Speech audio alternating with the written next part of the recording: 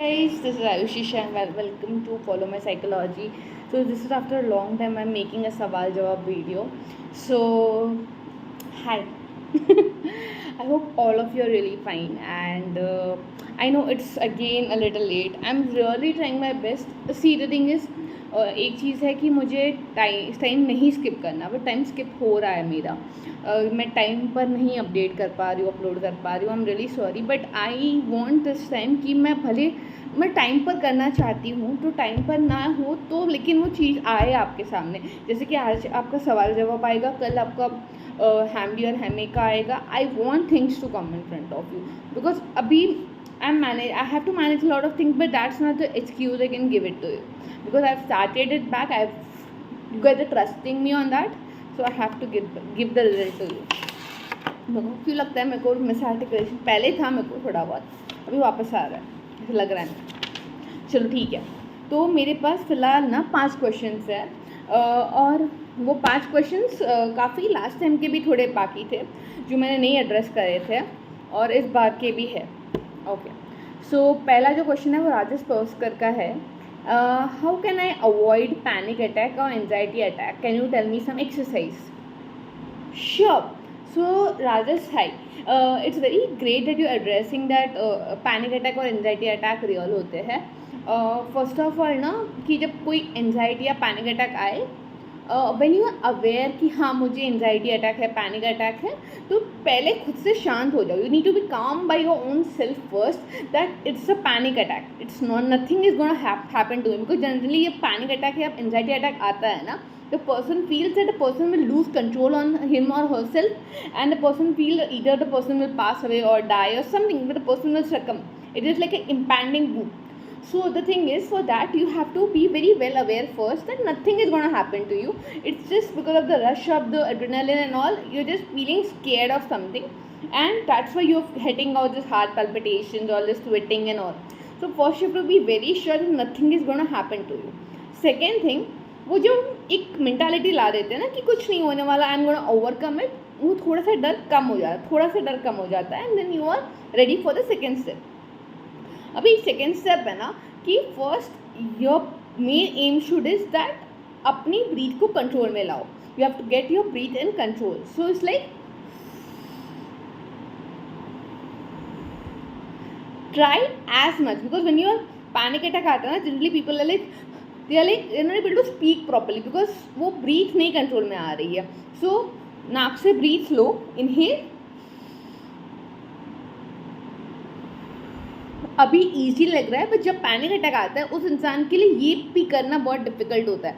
So when at that time you are able to do this, it's a great job. ये करना चालू करो.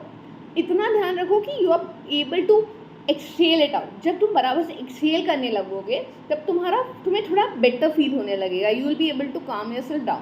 फिर थोड़ा पानी पियो, फिर थोड़ा वोकलाइज करो, you know why it happened, what are you feeling, और maybe journal it down. वो जो पैनिक अटैक का एक चीज़ है कि यू नो जब भी वो आता है वो अपने आप थोड़े टाइम बाद चला जाएगा. It will pass away, but for that you have to follow this step. First you have to tell your self कि या इट्स अ पैनिक अटैक, मुझे डर लग रहा है, मुझे ये सब हो रहा है, सब नॉर्मल है, मैं नॉर्मल हो जाऊंगा. मुझे थोड़ा करना पड़ेगा एक्सरसाइज, ब्रीथ करना पड़ेगा आराम से and I will be normal. फिर पानी पीना पड़ेगा, फिर थोड़ा बहुत चलना पड़ेगा, फिर I have to vocalise what are my feeling, I have to write down somewhere what are my feeling and then I will be normal. So ये चीज़ you have to be very very very what to say sceptical about. Second चीज़ है, अगर आपको panic attack से आप anxiety attack बहुत often आ रहे हैं, जैसे कि आपको कोई अब काफ़ी लोग मेरे पास जो आते हैं, अभी जब मैं एमफिल कर रही हूँ तो काफ़ी लोगों को जो एंजाइटी और पैनिक अटैक्स आते हैं, मैं उनको पूछती कोई डर है, लग रहा है क्या, ऐसा कुछ, तो वो लोग बोलते हैं कोई डर नहीं लग रहा है. सो दैट्स द थिंग कि जब ऐसे एंजाइटी या पैनिक अटैक्स आ रहे हैं तो पहली चीज़ कि अगर बार बार आ रहे हैं तो get yourself treated, check by a physician कि कोई फिजियोलॉजिकल या बायोलॉजिकल प्रॉब्लम तो नहीं है. अगर नहीं है then definitely is a panic attack. And ऐसे ज़रूरी नहीं है कि कोई डर की वजह से ही आए. कोई अंडरलाइंग कॉज होता है, कभी कभार कोई अंडरलाइंग फियर होता है जो हमें नहीं पता होता, उसके लिए हम काफ़ी साइकोलॉजिकल असेसमेंट कर सकते हैं. So this is how you treat like exercise when it's a panic और a heart attack. Panic attack और एंजाइटी अटैक, हार्ट अटैक में नहीं भाई, वो डॉक्टर के पास जाओ. Okay. Second is my Nikki Pamnani, hi. I want to do MA in psychology, but I did BA 5 years ago. Wow. I have one of my colleague right now. I'm really proud of her. She did her, she completed a master's around 2011, so it's around 14 years back, and now she's doing her MPhil after 14 years back with a kid. Amazing. So this is totally okay. आपने अगर 5 साल पहले BA करा है, अभी आपको MA करने का मन है, go ahead. I think there is some, it's not like the age या फिर जो आपका गैप पड़ा है, that won't be a barrier. Just make sure that you have the proper certificates of your BA and from which college, your leaving certificate, TC, all this can create. So you go through the Google documents what all is needed. और दूसरी बात है 50% aggregate marks होने चाहिए to get qualified for MA.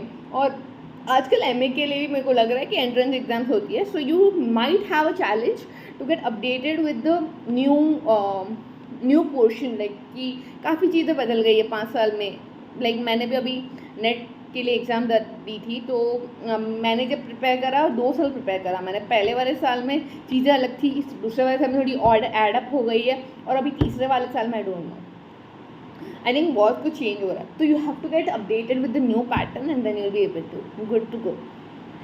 Okay, Rakshita Elamalai, any tips to overcome depression? ओ अलग first तो depression, या मतलब डिप्रेशन बोलने से पहले ना आपको क्या फील हो रहा है वो आपको बताना पड़ेगा.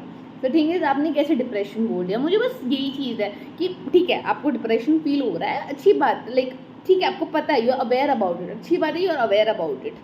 But the thing is depression यार मतलब ऐसा नहीं है कि वो डिप्रेशन हो गया तो फिर लाइफ टाइम डिप्रेशन है. तो उसको वैसे लो ना कि डिप्रेशन हुआ है, I have to treat it and it will go away, मतलब वैसे लो. It's not like a person, you can not say that I have depression, I am suffering from depression so it will go away eventually. I have depression मतलब मेरे को है अभी भी और हमेशा रहेगा, ऐसा नहीं होता. तो first of all any tips to overcome depression? देखो कोई टिप्स नहीं होती टू ओवरकम एनी डिप्रेशन. तो इधर अगर आपका डायग्नोस डिप्रेशन है, फर्स्ट ऑफ ऑल अगर डायग्नोस नहीं है then if you are feeling all those symptoms of depression जो आपने अगर गूगल से देखे या किसी से सुने हैं, तो आप जाके पहले कोई साइकियाट्रिस्ट या क्लिनिकल साइकोलॉजिस्ट से मिलिए जो रिलायबल हो और आपने अच्छे रिव्यूज सुने हो, उनसे मिलिए, उनसे बात करिए, उनको बताइए कि what are you feeling and how are you able to manage it, या आप कैसे मैनेज नहीं कर पा रहे हो.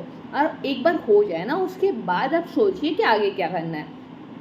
सो अगर आपको लग रहा है कि नहीं हो रहा है मुझसे मैनेज, मुझसे कोप अप नहीं हो रहा है, तो गो टू अ साइकियाट्रिस्ट और साइकोलॉजिस्ट फर्स्ट. सेकेंडली अगर आप ऑलरेडी डायग्नोस्ड हो तो डेफिनेटली आपने किसी के पास डायग्नोस करवाया होगा, तो उन्होंने जो भी आपको साइकोथेरेपी, काउंसलिंग या फिर मेडिकेशन प्रिस्क्राइब करी है वो उस टाइम के अकॉर्डिंग, वो उस टाइम पीरियड के हिसाब से उस टाइम तक जब तक उन्होंने बोला है लेने को, उनके फॉलोअप्स के अकॉर्डिंग प्लीज़ रीड करिए.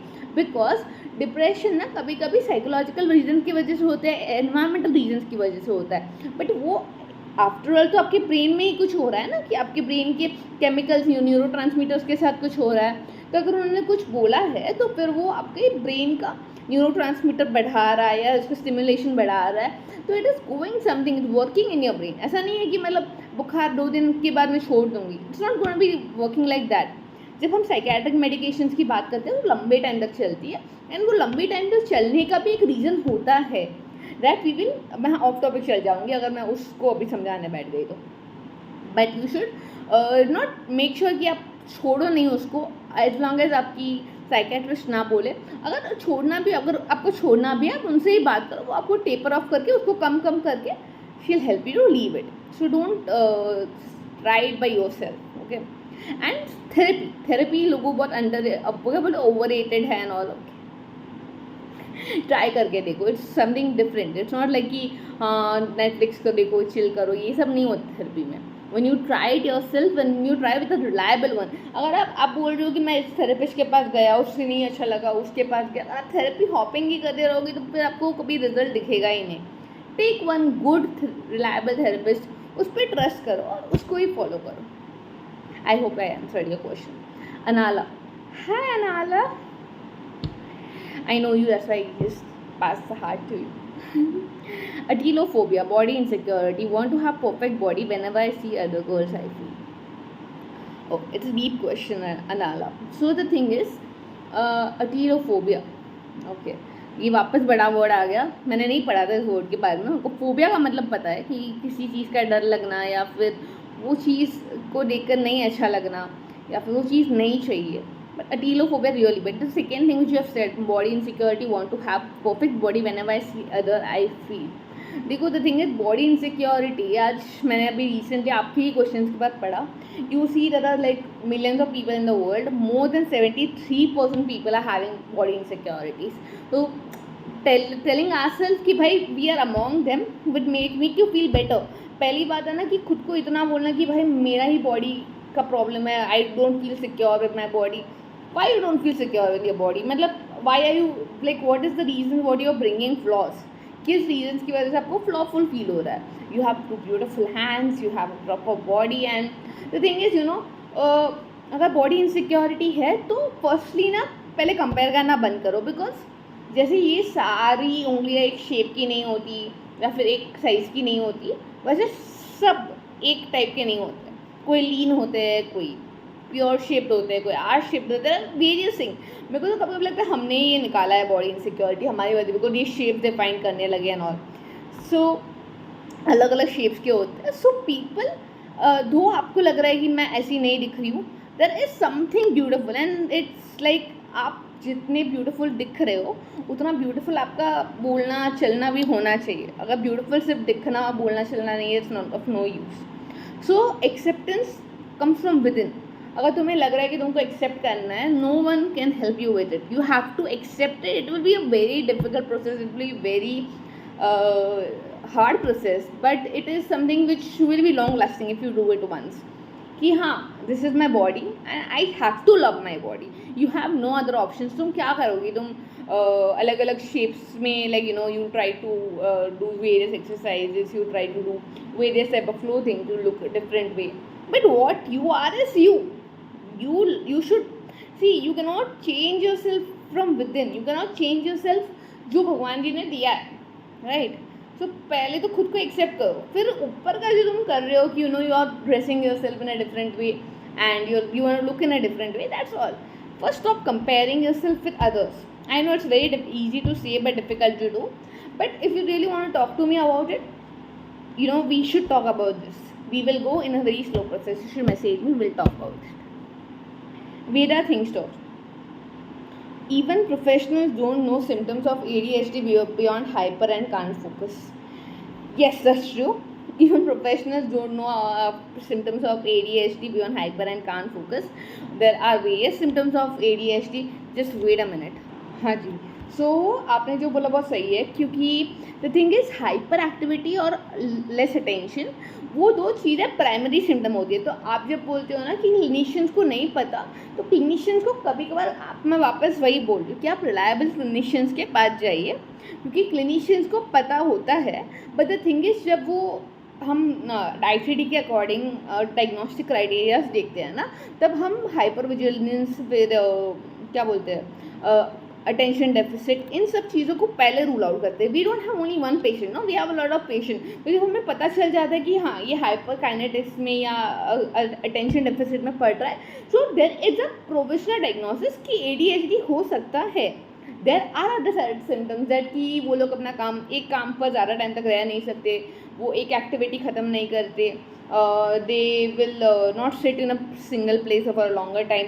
वो एक सिम्टम, जो दो सिम्टम्स है उसके हम क्या बोलते हैं सब डिविजन्स हो सकते हैं, but those are the main symptoms. तो उसके अलावा जो सिम्टम्स है वो सिम्टम्स देखने के लिए देयर आर असेसमेंट्स की, जैसे वॉन्डरबिल्ट है जिसमें अटेंशन डेफिसिट, हाइपर एक्टिविटी, फिर कंडक्ट देखा जाता है, कंडक्ट डिसऑर्डर देखा जाता है, रैट सिंड्रोम देखा जाता है, बहुत सारी चीज़ें देखी जाती है। तो यू कैन नॉट से कि एक क्लिनिशियन को नहीं पता होता, यू जस्ट उस टाइम पे जो कंसल्टेंट होता है या फिर जो क्लिनिशियन होता है उसे बहुत लोगों को, तो the person is diagnose without any, no clinician will diagnose a child with a disorder without doing any assessment on it. वो असेसमेंट करने के बाद ही डायग्नोज करेगा।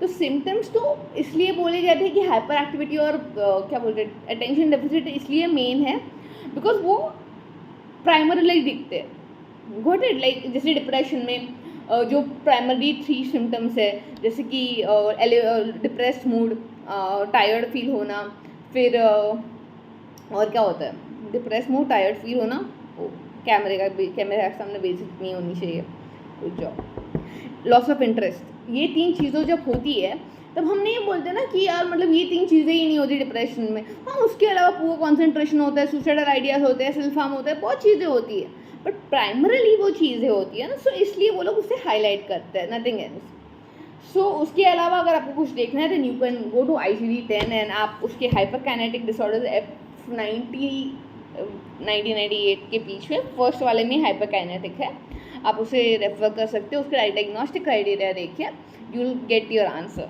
ओके, सो आई होप आज का सवाल जवाब अच्छा हुआ हो, and I would love to have more questions from your side, and I would love to answer to them more as much as I is possible for me.